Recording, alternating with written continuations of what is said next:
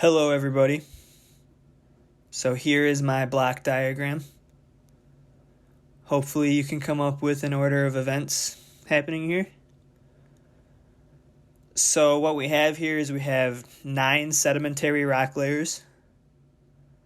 And then we also have some tilting going on. You can kind of see that.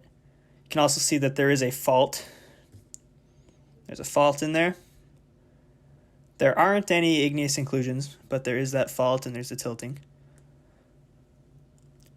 And then there are also 2 periods of erosion happening in here. So overall, you should come up with a total of 13 events. So you can go ahead and you can pause the video, take a look at this diagram, see if you can come up with the correct order of events. Okay, so hopefully you were able to come up with the correct order of events here. I'm going to go ahead and show you my answer key. So here's my answer key, starting with the oldest, going up to the youngest. So starting from the bottom with the oldest, we have rock layer R right here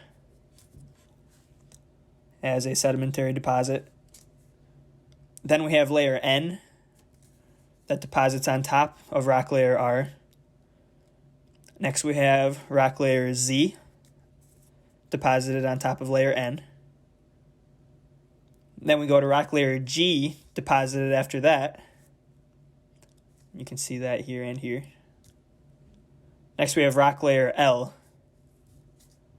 And then we have rock layer J. You can see that here and a little bit up here.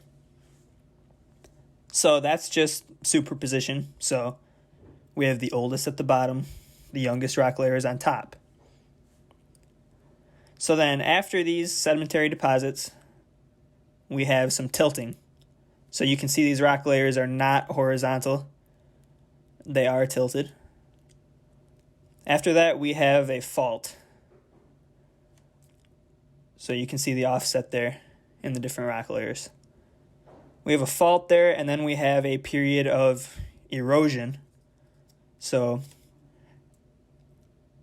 after this fault, created an offset, and then erosion came and it flattened that out between layers J and layer D.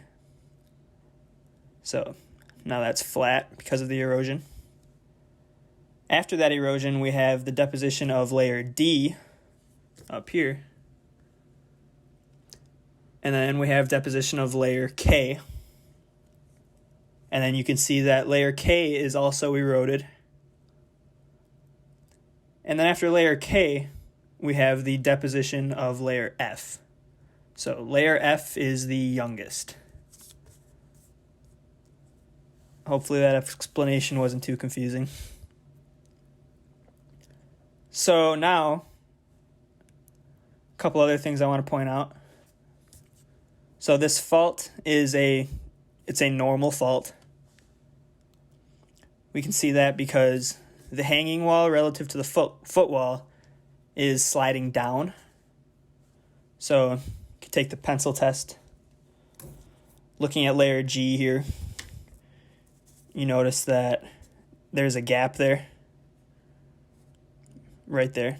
So there's a gap between, so it is a normal fault. And then we also have angular unconformity right at layer D there on top of the faulting, because layer D is a flat sedimentary layer and it is laid on top of the deformed tilted layers. So that is my block diagram.